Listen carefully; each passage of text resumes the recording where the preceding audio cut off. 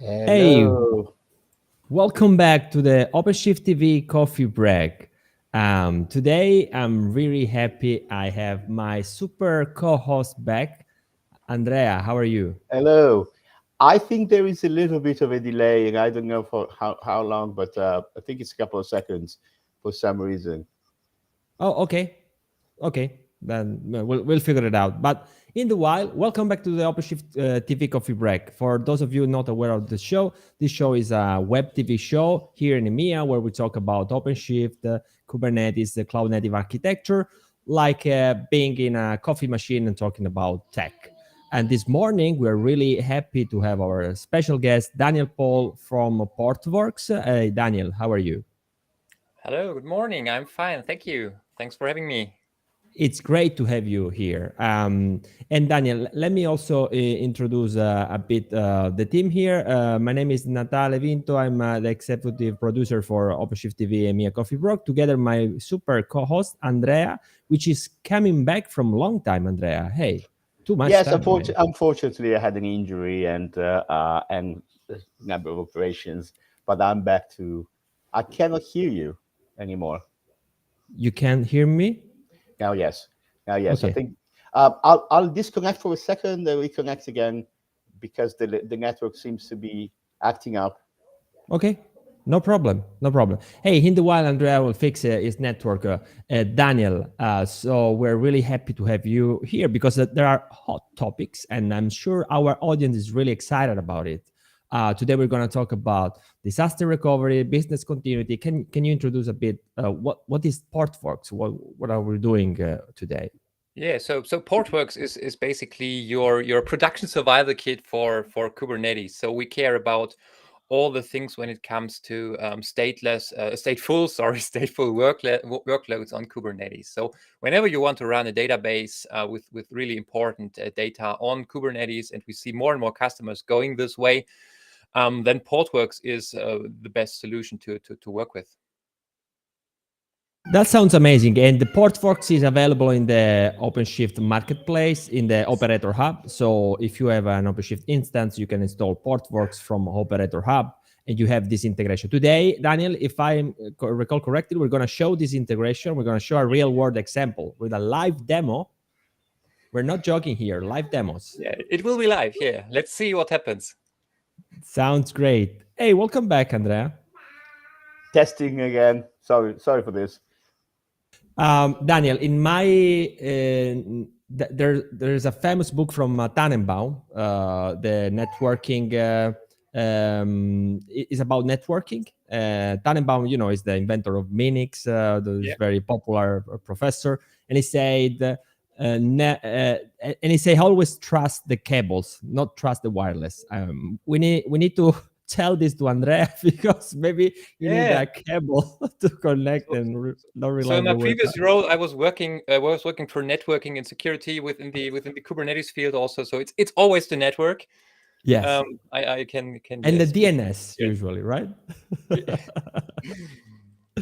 Well, Daniel, we can, if you have any slide, I think we can start presenting and we can go through the flow. Yeah, let me just share my screen. So now you should see my slide deck. So I will just go through a short overview about Portworx and the Kubernetes space in general, and then I can dig deeper into a live demo what we do actually to show what we do. So yeah, let me just quickly start.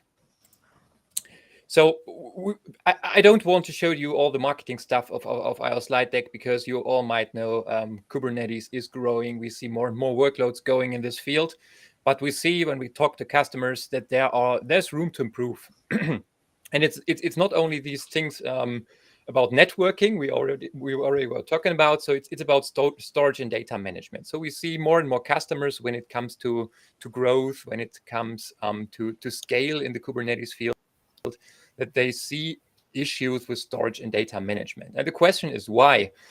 More and more customers migrate their workloads into a containerized environment. And the ideal world would be you have all your applications over a linear amount of time migrated onto this space.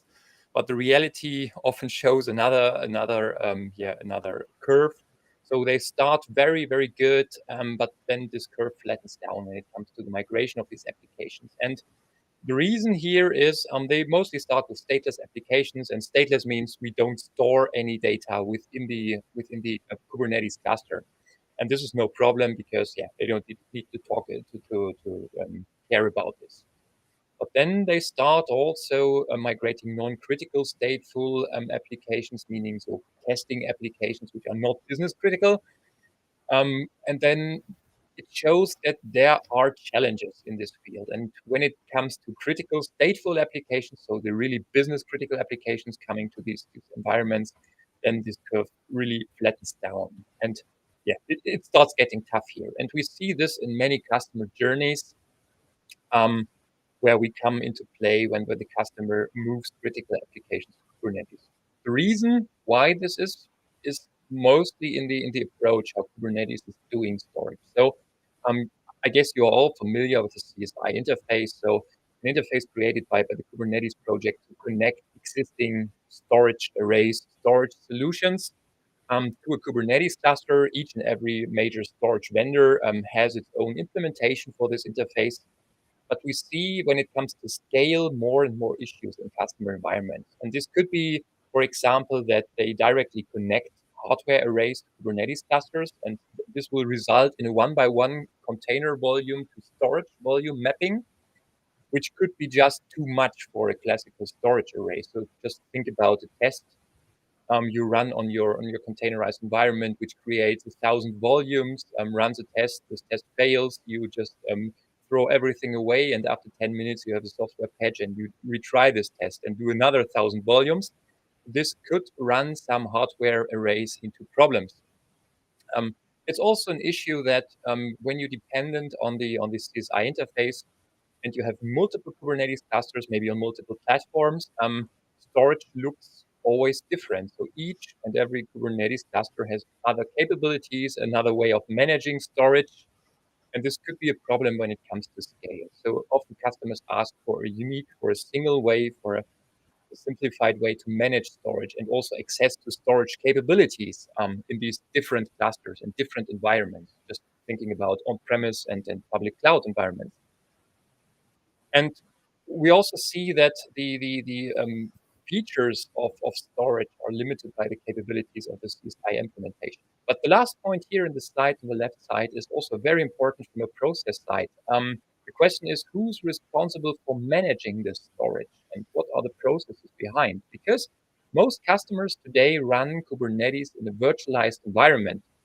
And this usually means a virtualized environment consumes storage from the underlying virtualization layer, which is in most environments vSphere. And now if you implement this CSI interface, accessing directly a storage array, you break the virtualization layer because now you want to access your storage directly from a virtualized workload. So out of the virtual machine, which runs the Kubernetes worker nodes, you need now access to a storage array. You need to open network ports. You need to create network connectivity to your storage array. And this is mostly not only the data path. You also need to open communication using the management path to the storage array. And I've seen many customers having troubles with this because this breaks what they do for more than 10 years now. And it's also the question of responsibility because who is managing this thing? Usually the storage teams don't know about Kubernetes and Kubernetes teams don't know about storage arrays. But now they will put a piece of software delivered by the storage vendor into their Kubernetes clusters. And who's responsible for this piece of software? It's delivered by the storage team, but it runs in the Kubernetes cluster. So this can be hard to figure out who's responsible and who's troubleshooting. And all these problems we usually see in customers when it comes to scale, when it comes to hybrid environments. So don't get me wrong, CSI is working very fine if if you have a small amount of clusters, if it's very heterogeneous, that's all not a problem at all. But when it comes to scale, when it comes to critical workloads, customers start thinking about this. And all these points where the base idea of our founders, so Portworx was founded in the same year as the Kubernetes project was founded, and all these possible challenges led our founders into the idea of creating a container native storage approach. Let's say it this way. So, in just a few words, Portworx is a software which leverages cloud native technologies and runs as a scale out application within a containerized environment. And today we mainly talk about Kubernetes or OpenShift, but in general, Portworx would also work on single Docker hosts. So we are just containerized a piece of software abstracting and delivering storage to the workloads.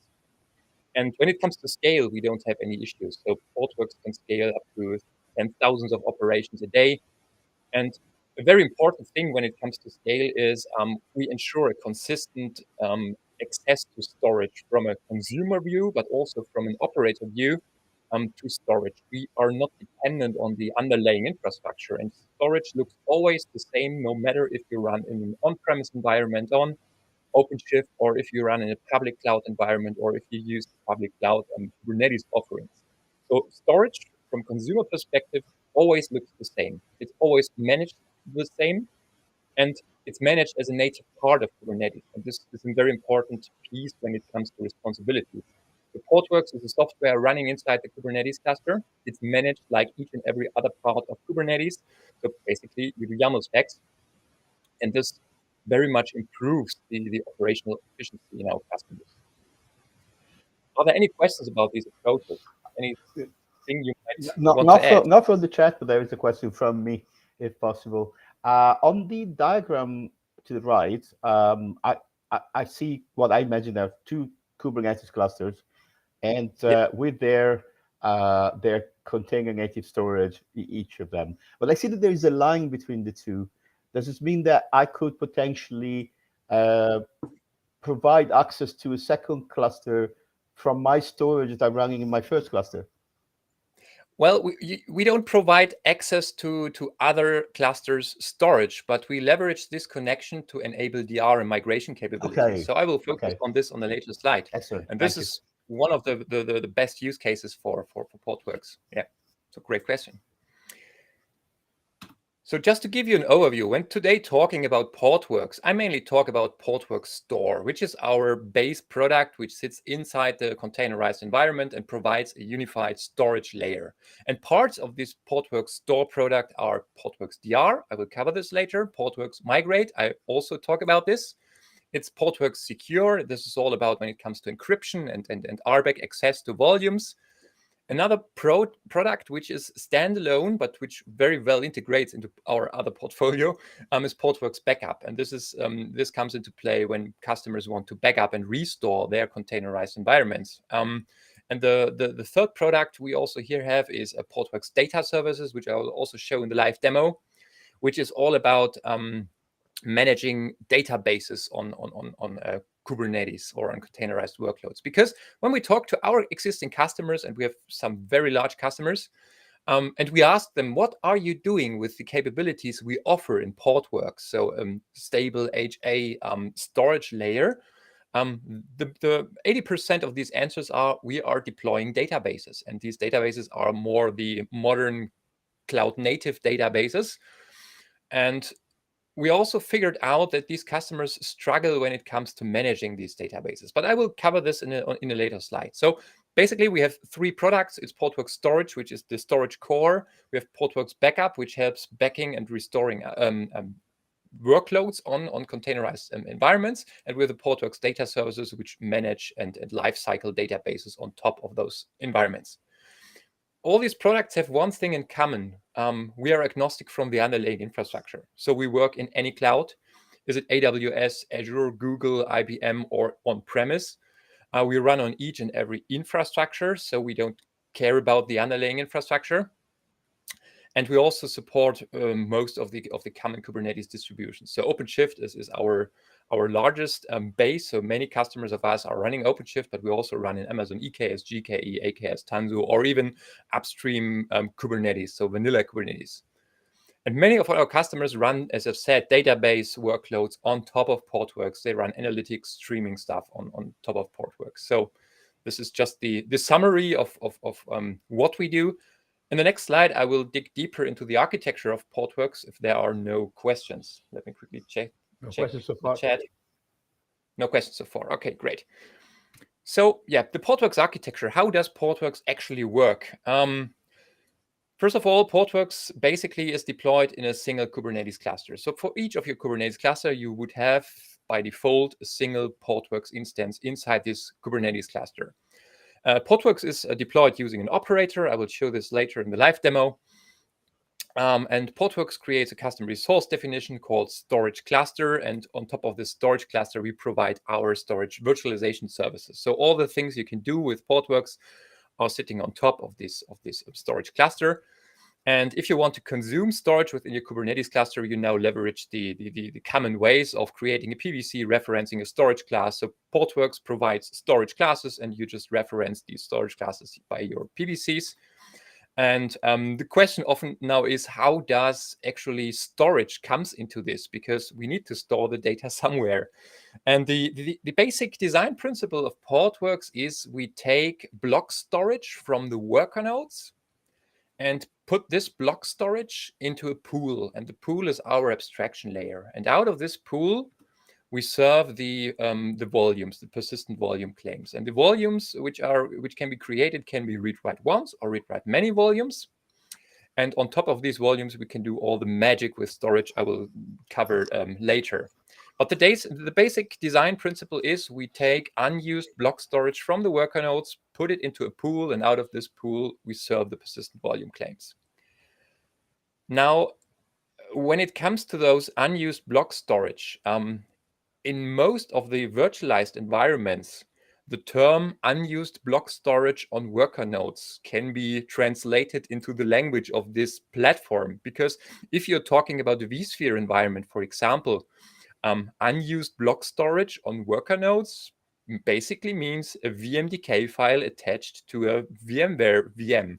Or if we are talking about Amazon or the Amazon Cloud, AWS, unused block storage on a worker node means EBS volume attached to an EC2 instance.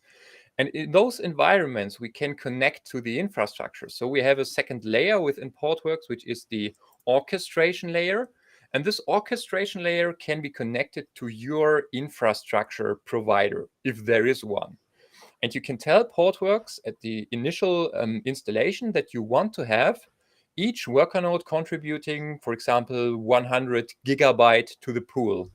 And then if you install Portworx, it would connect to the infrastructure and would provide 100 gigabyte to each of the worker nodes of the cluster. So your Portworx cluster would just start and would be ready to run.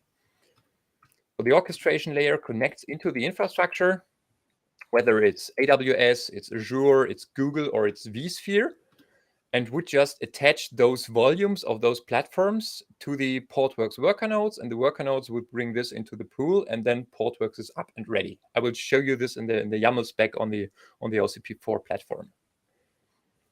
Are there any questions regarding the general architecture? Let me quickly check the chat. No questions so far? Not yet, but yeah, I'm interested. Then I don't know if you will touch it. I'm interested about the storage type for one of the use case you mentioned, which is the AI/ML. So I'm interested on example of Portworx usage on OpenShift, if you have any, with AI/ML. Yeah, I can talk about the idea, because for AI/ML you mostly need very high performant read storage. So I can focus on this, what we do. So this slide basically explains how we do this stuff, and I would now like to answer the questions why you should do this, and maybe this goes also into the direction of AI/ML. So what you can do actually with this platform we introduced here. So first of all, yeah, we can provide multiple storage classes. I think that's not the exciting thing. Everyone can do this. We can provide block and file storage to the worker nodes, and we can provide different levels of performance to our workloads. And this is being done by, as soon as a worker node contributes storage to a pool, we benchmark this storage from the worker node, and we classify it into, let's say, slow, medium, and high performance storage. Is it magnetic? Is it SSD? And later you can reference to a storage class using this quality of storage. So here you can give the customers or your users the choice to select which performance level they want to have. And we also offer multiple protection level within the cluster. So we can replicate data within the Kubernetes cluster. And I will focus on this at a later point where I dig deeper into how we do this.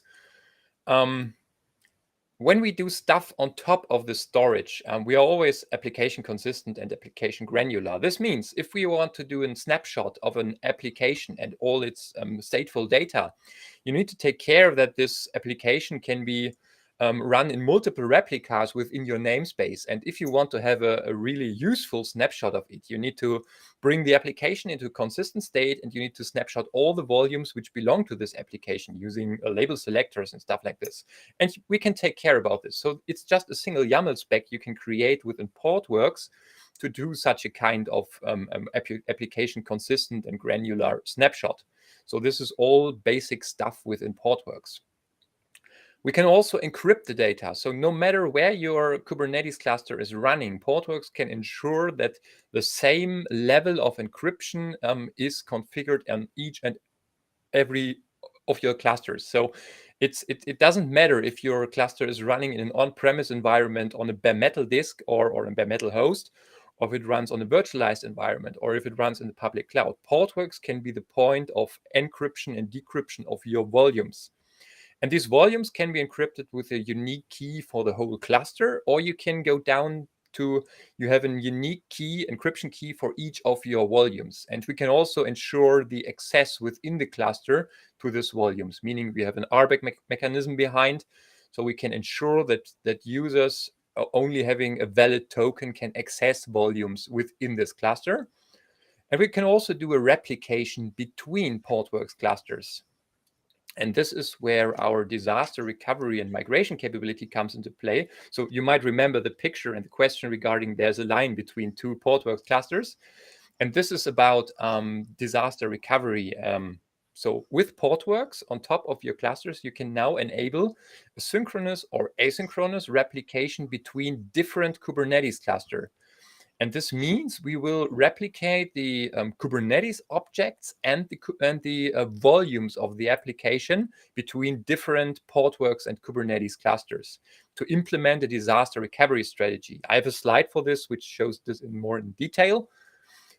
When we do replication within the same cluster, we are always topology aware. So we are aware of that Kubernetes clusters can have multiple availability zones. And when we do replication within the cluster, we just take care that a replica, if you create replicas, that they are placed in different availability zones. And we also take care about regions and all this stuff.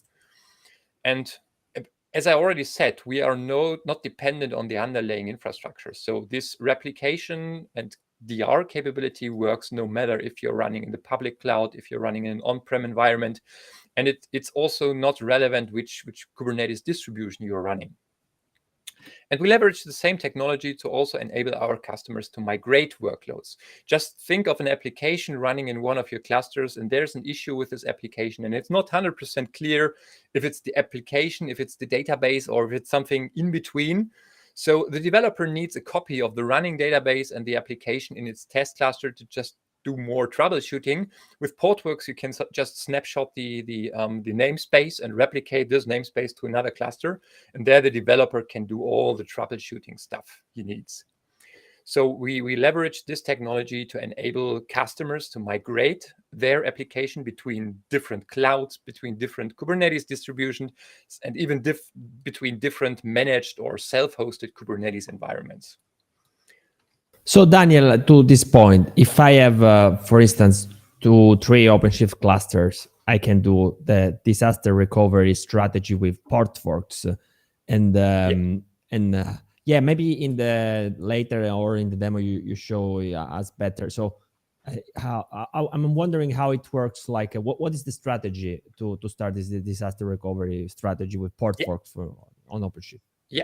I have a slide for this, so I can show you how we do this. Thank you. So in general, it doesn't depend on OpenShift. So it's about it works on each and every Kubernetes distribution the same way. But yeah, let me focus on this in a later slide. Right. So yeah, the last marketing slide. So we have lots of large customers running Portworx and all the functions. So when it comes to production, when it comes to scale, this is the best choice to protect and store and run your persistent data. So let's go a little bit more deeper into the actual architecture. When talking about a single Kubernetes cluster, a single OpenShift cluster, often we get the question, okay, how do you actually store these data within a single cluster, and how do you enable high availability within this cluster? And so first of all, you start installing Portworx using an operator. I will show this later how this looks like in the operator hub of OpenShift. Portworx is being deployed on each and every worker node of the Kubernetes cluster. And if now a workload gets scheduled on your worker nodes, we can we set filters on the Kubernetes scheduler, so to prefer nodes which have the right storage capabilities being demanded for this workload. So here in this example, we have a Postgres being placed on the worker node 1 of our cluster, which claims 50 gig volume, and this 50 gig volume will now be created on the worker node where this actual pod is running. So all the data here is stored locally. But now, when you want to protect your workload from a worker node outage, because think of this could be bare metal worker nodes just running on hardware without any hypervisor in between, and these SSDs are just SSDs being plugged into this worker node. Then you can create a replication factor, and this is being set on the storage class, so you can have storage classes which just offer a replication factor of 2 or 3. And using this replication factor, we would now create a synchronous copy of the data on different other worker nodes. So here in this example with the replication factor of 3, we would create 2 additional copies of the volumes onto other worker nodes. And as we replicate this data over the network, there is always, let's say, a cost. It's a cost of latency and bandwidth, which comes with this network replication. So we try to optimize this stuff. So first of all, Portworx tries to find out what's the actual workload running here. Is it a streaming or is it a random workload which is running here? And when I say we do things by default, this always means you can modify this. It's just the default behavior. So by default, we try to figure out what's this workload about. Is it streaming? Is it random? And then we try to optimize the replication mechanism behind. Because if you have a replication factor of 3 and you have 3 availability zones within your Kubernetes cluster, it might be sufficient for you that if you have a write in 2 of the worker nodes, in the cache of 2 of the worker nodes in 2 availability zones, this would be good for you or safe enough for you to commit this right back to the database, right? You can modify this behavior if you're more paranoid and you want to have the copy in each and every of your volumes, but there are optimizations just to decrease the cost of latency and bandwidth here when running these replication factors. Daniel, I do have a question here, and you mentioned the on-premise case with physical disks attached to nodes. What is the recommendation here in terms of number of nodes that are attached to storage within a cluster?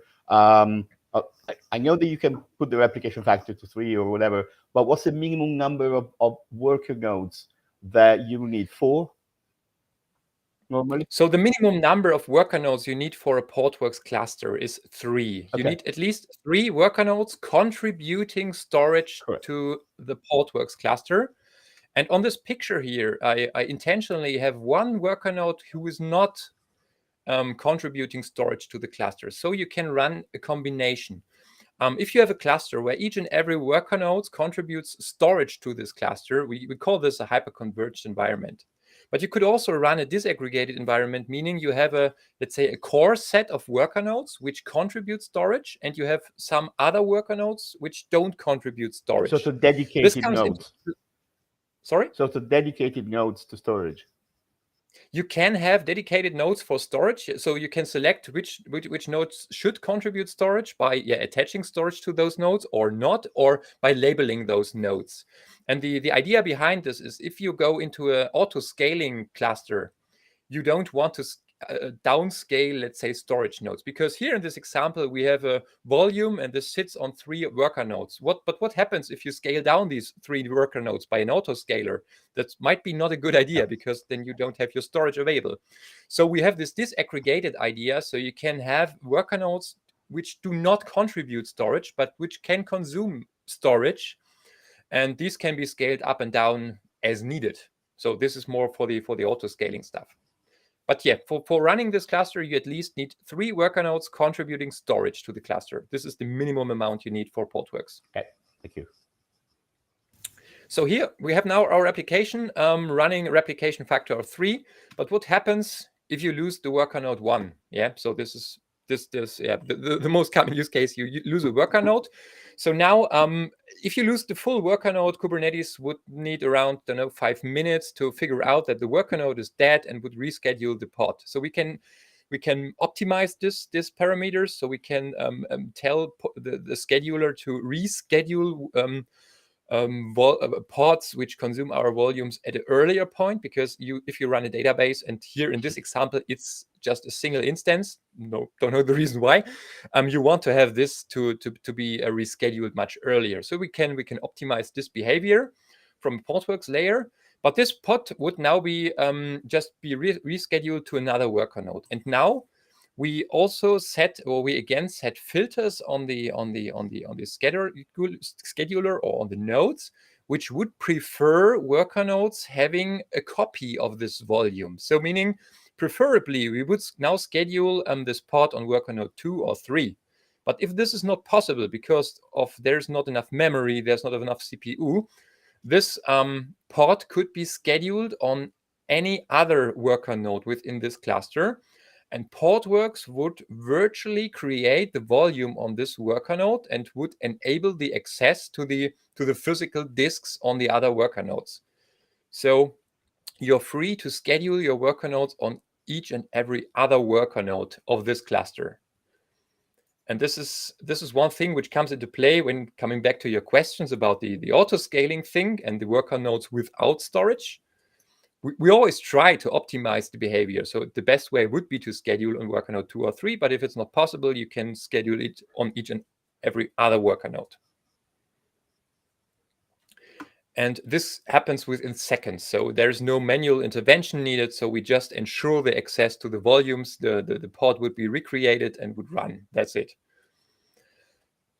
Now the question is, what happens with this worker node? So by default, we have a timeout. And if this timeout hits, we would just create the 3rd copy of this lost worker node on another worker node. If the worker node comes back within this time period, it would just be resynced with all the deltas. But this depends also on your SLA. What are you doing with a lost worker node? Will you try to revive it, or will you just throw it away and create another one? So this is basically how Portworx enables HA within a cluster. And again, we also try to optimize the behavior here just to get the best performance out of it. Because when it comes to databases, when it comes to machine learning, this is always about performance. Any questions on this? Yeah, that's pretty clear, I would say. Yeah. Great. Let's go to the hot topic. Disaster recovery. Yes, you already asked about. So disaster recovery. You start with a single cluster. So you have one OpenShift cluster running, let's say, for example, in your on-premise environment. You run very important workloads on these clusters. They are protected within the cluster with Portworx. So you're running high-performance storage. You leverage all the functionalities Portworx offers, but you need a disaster recovery strategy. And this disaster recovery strategy could be, you need this data within another OCP cluster running in public cloud, just in case you lose your on-premise data center. We also have customers demanding having these DR capabilities between different cloud regions, or even between different cloud vendors. So I recently did a demonstration of this capability between an Amazon EKS and a Google GKE cluster. So we don't care about the underlying infrastructure. We just enable this. So you have the running production cluster, and now you can create a second cluster. As I said, this can be in public cloud. This can be another version. It doesn't matter. It needs Portworx to be installed. And then you create a cluster pair on the Kubernetes and Portworx layer. So you create a YAML spec, which just describes, okay, cluster 1 is now the source and cluster 2 is the destination. And you can create multiple of those cluster pairs. It's just a CRD within your Kubernetes cluster. And it's just a YAML spec which needs to be created. So now you set up a replication between cluster 1 and 2. And this just describes cluster 1 is the source, cluster 2 is the destination. And now you can create on top of your cluster a migration schedule. And this migration schedule, it's just like a cron tab. So you describe how often something should happen. And then you can select your namespaces. And you can say on a namespace layer, I want to have the namespace Postgres being replicated using the cluster pair cluster 1 to cluster 2. And then Portworx would go ahead, would snapshot the volumes following this migration schedule. It would also take all the Kubernetes objects of this namespace and then would asynchronously replicate this using an in-between object store to the destination cluster.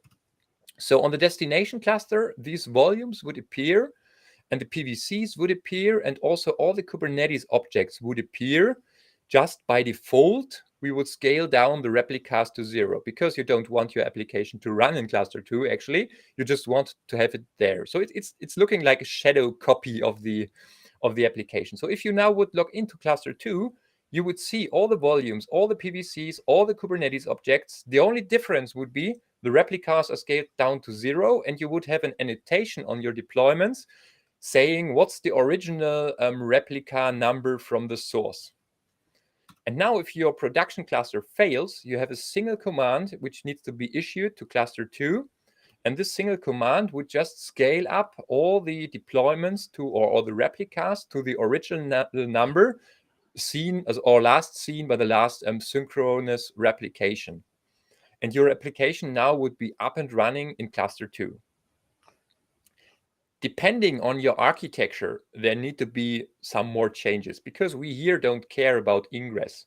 And I've had this example in my demo. So I was running on Amazon and I was running on Google, and ingress differs between those two environments. So you need to change the ingress to make this cluster 2 running or make this cluster accessible from the outside. The application is running, it's there, but you might need to change other things. And we have multiple ways of addressing this. So first of all, we have some customers running a GitOps approach. So meaning they don't need to replicate the Kubernetes objects between those two clusters because the Kubernetes objects come out of a Git repo.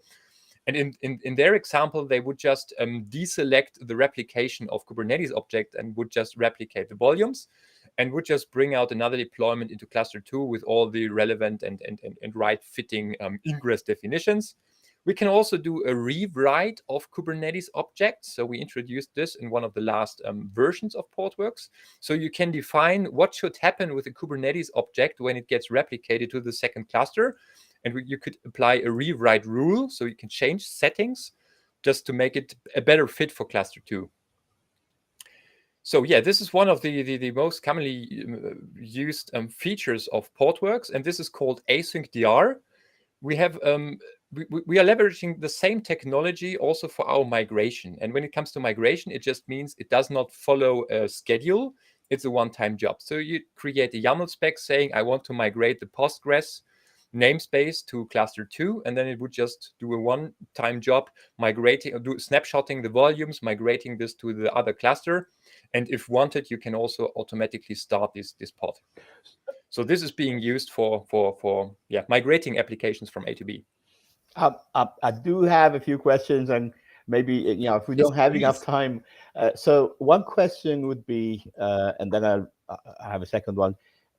Can I have a situation where I have two clusters where I deploy some applications on one, some on the others? They replicate so that they have on cluster 1, I have applications running, and some with replica 0 that will replicate it from cluster 2 and vice versa. So that essentially they both are in hot standby for the applications that are not not running. That's possible. So in this case, you would So in this case, you would just create two cluster pairs. The first one would be source is cluster 1 and destination is cluster 2, and the second cluster pair would be source is cluster 2 and destination is cluster 1. And then you could just migrate namespaces from 1 to 2 and other namespaces from 2 to 1. This is possible. And the second question would be, do you also replicate registries so that images are already there? So that is something that you have to do yourself. Yeah, you need to take care that both clusters have access to their registries. Yeah. Okay. Third question. is there the need of any external component in a third data center for this to work or not? You need an object store in between. So this is not shown on this picture, but we leverage an object store. So in Amazon, in S3 or S3 compliant, compatible, to sync those data. So there's not the sync does not happen directly between these two instances. It's always running in between a S3 bucket or an object store. Okay. No, I don't have any more questions. I hope I'm not bothering you with too many questions, but Please I ask. think it's a very interesting topic, and obviously there is a lot of interest with our users in DR, and as you know, there are a lot of different requirements to that. So that's quite interesting. Thank you. So we can do another session just focusing on DR and doing a live demo for DR. Could be. That would be amazing. Could be interesting. Yes. Yeah, please invite me.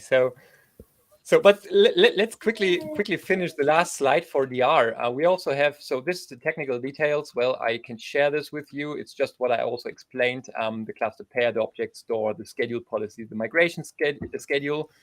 We also have the capability of doing a synchronous replication. This technically means we can stretch a Portworx cluster between two Kubernetes clusters, but we need to take care about latency and other things. But we have some customers with the demand of having an RPO of 0, which means we have two Kubernetes clusters having a synchronous copy of volumes between those two clusters.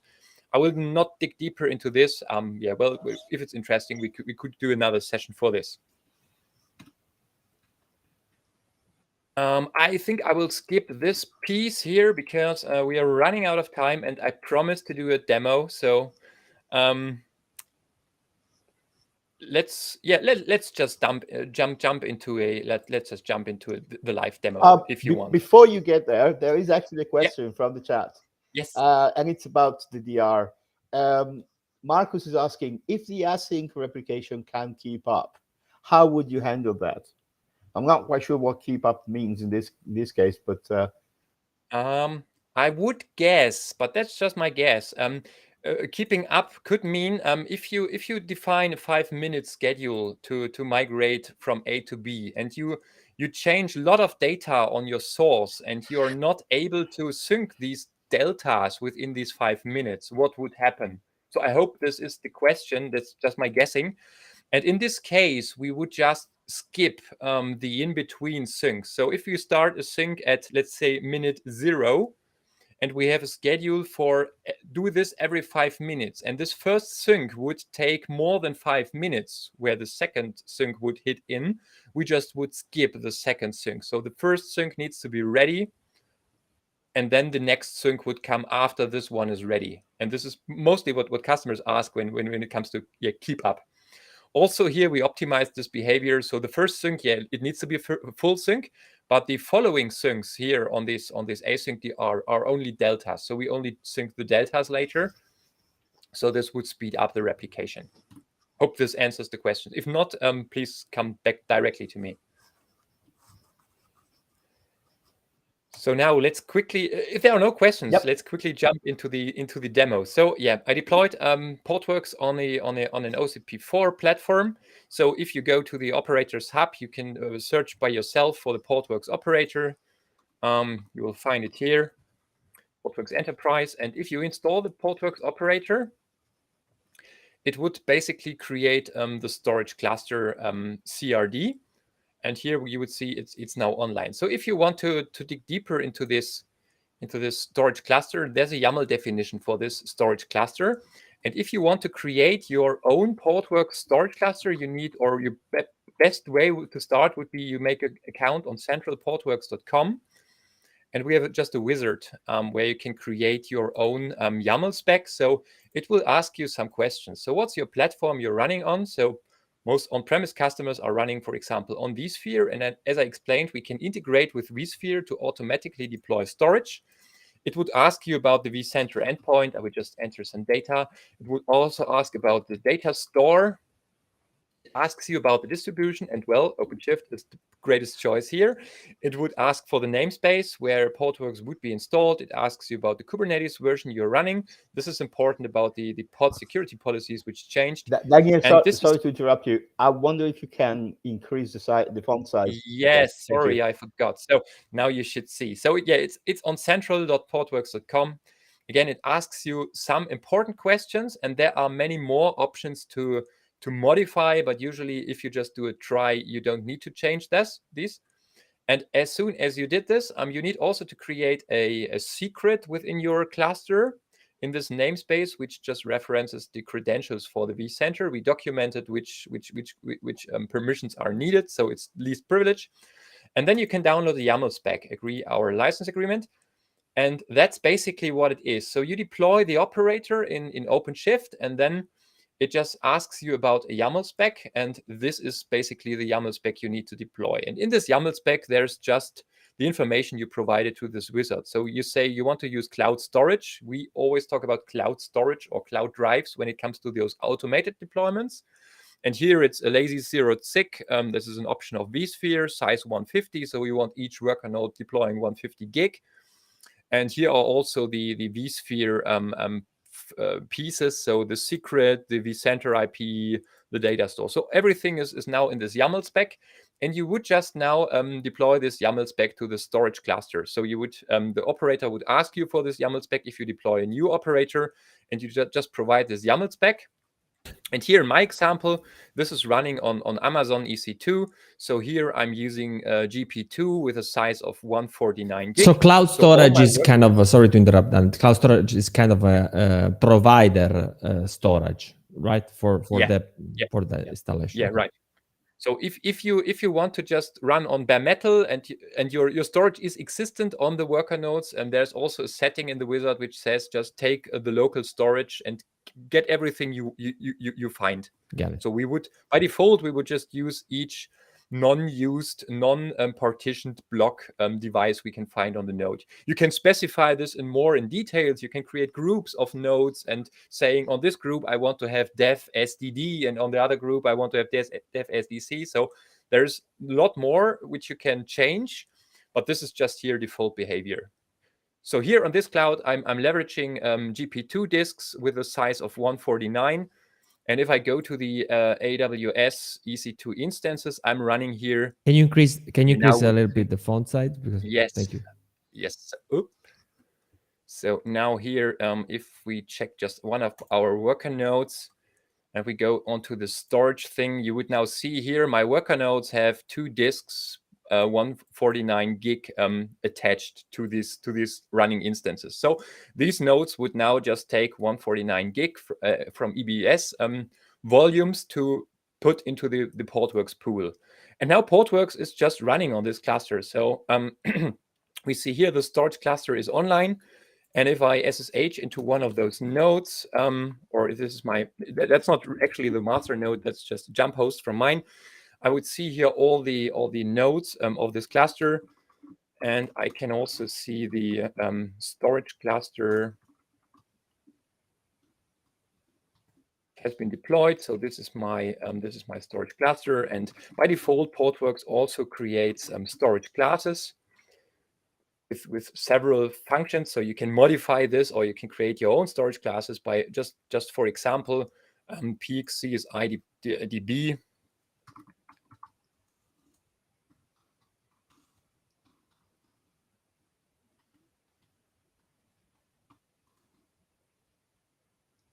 You would now see here, we have set a parameter on this storage class, which says it's a database with remote replication, and we want to have a replication factor of 3. So if you now deploy a workload on top of this, or a volume, a PVC, on top of the storage class, it would be automatically replicated in 3 instances, and it would be optimized for a database workload. If you don't give this parameter, we would try to guess what's behind it. So now you could just create a namespace, let's say MySQL.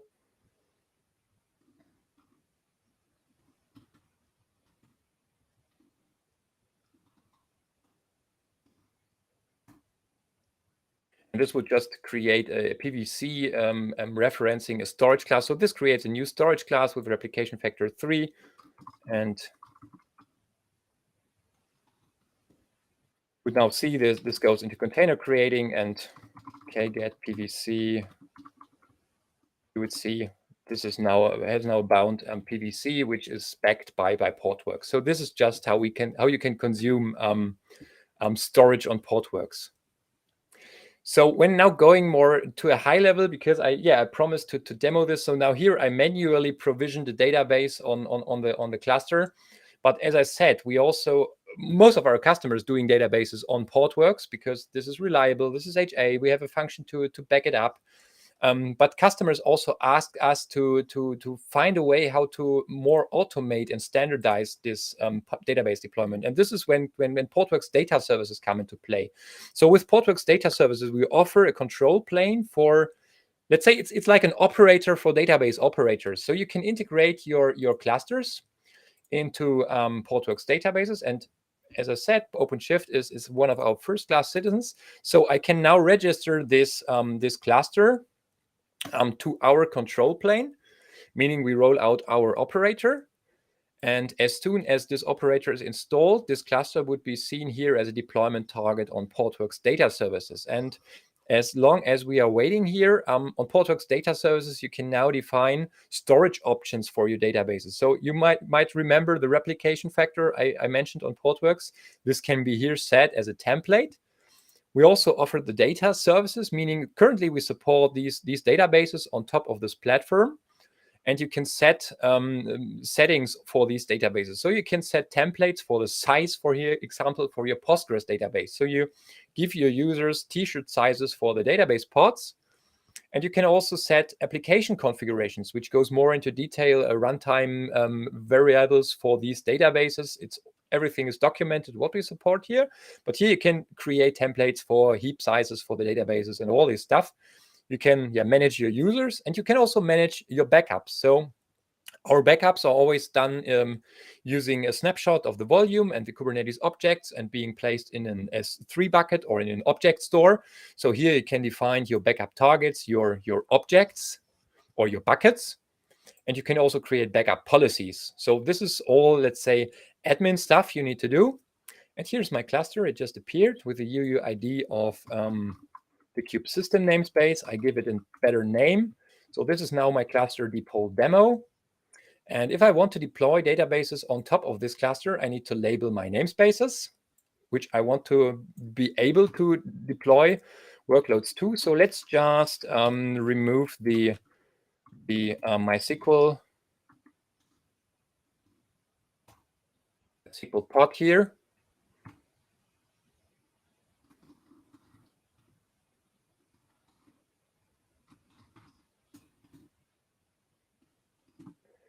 And give this a label that this is now available to Portworx data services, and it should appear, it should appear here very soon.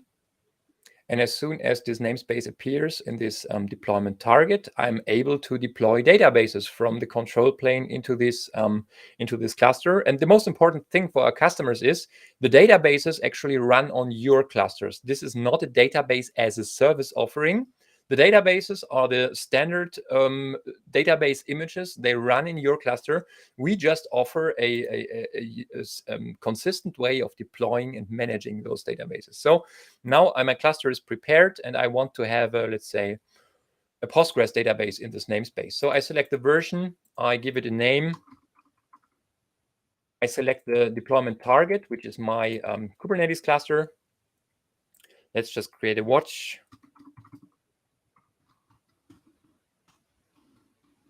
Oh, I named it MySQL, but now I will deploy Postgres. Well, okay. Doesn't matter. I can select the t-shirt sizes I already referenced. So here you can select how big should these pods be, how many nodes should run. You could select storage options. You could select more details about the application configuration. You could select a backup schedule you want to run. So let's say I want to have a backup every 5 minutes. Being placed on an S3 bucket. I cannot select because of the, here it is in my S3 bucket. And then I can just hit deploy. And now it would deploy. let's open this in a smaller window, it would deploy the database into this namespace of this cluster. So the actual database would run on the customer's cluster. And this here offers just a high-level view to these databases, to all the deployed databases. And it also helps you when it comes to responsible. So we often get the question, who's responsible for running these databases inside the clusters? Is it the developer who has chosen the database? Is it the database team, which usually only cares about the Oracle databases? And then there's a lack of responsibility for those products. And we can address this with Portworx data services. And the underlying layer of Portworx data services is Portworx storage and Portworx backup. So we leverage what we have in the platform just to ease the deployment of databases. This is all accessible using an API. So you can integrate this in any automation workload. And while we are waiting, let's just have a look into the other deployments. You see here now all the database deployments on these clusters.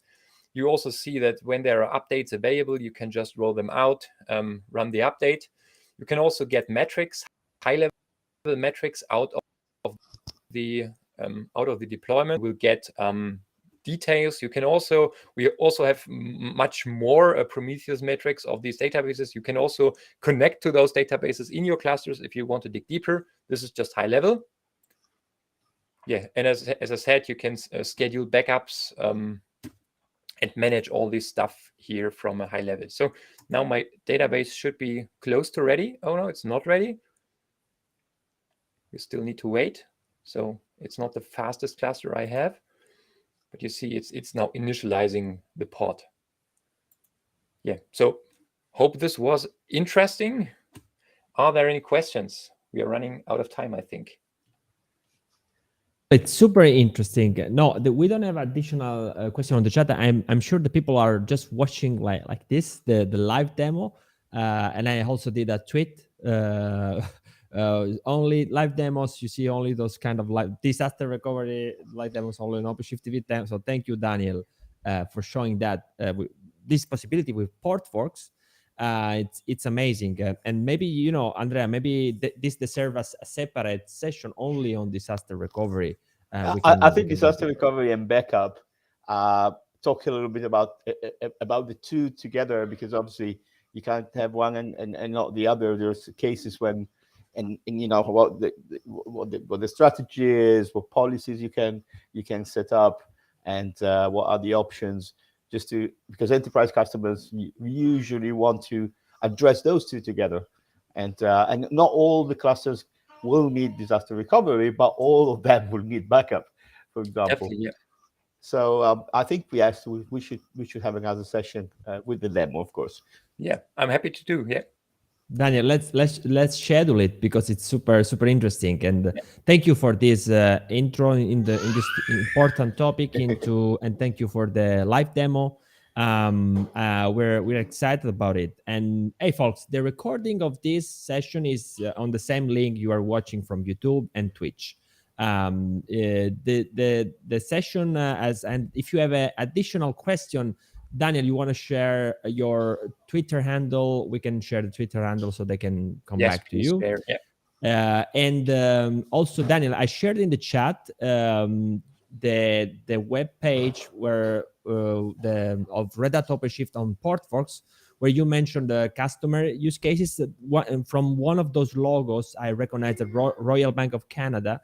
And there's the webinar from the page where you can see how this customer with Portworx and OpenShift implemented their TR strategy. So I'm going to put the link again in the chat so you can have a look. Yeah, that's it. Thank you, Daniel, for being with us today. It's been really great. Andrea. So our next appointment falls back into the next session, which is going to be after some while, because we have a kind of a break, and then we come back with another session talking about WASM and Podman. This is going to be on April the 5th. April 5th. Okay. So did you say Podman and WASM? WASM. Awesome. Yeah. Okay, so see you all on the 5th. We have a Hopefully- last-minute question, Daniel. I don't know if you can handle it. Is Oh, there there is one. a Yes. way to transfer the license from old OpenShift cluster to new one? It says not supported. Well, I mean the Portworx yeah, license. I think the license needs to be reassigned to the new cluster. So maybe if you already have a Portworx licenses on your cluster, just get to your account team of Portworx and they will assist you. So there's no direct license migration, but you apply the license file, or maybe you would need a new one. So I'm sure you'll find a way. Right on. Reach out to the account team. They will definitely help you. And Daniel, we wait for you for the next session. Looking forward to it. Thank you very much. And see you all next time, Andrea, as we say, April the 5th, with this other interesting section. Thank you. Yeah, Bye-bye. thanks for inviting everyone. me. Have a great day. Bye.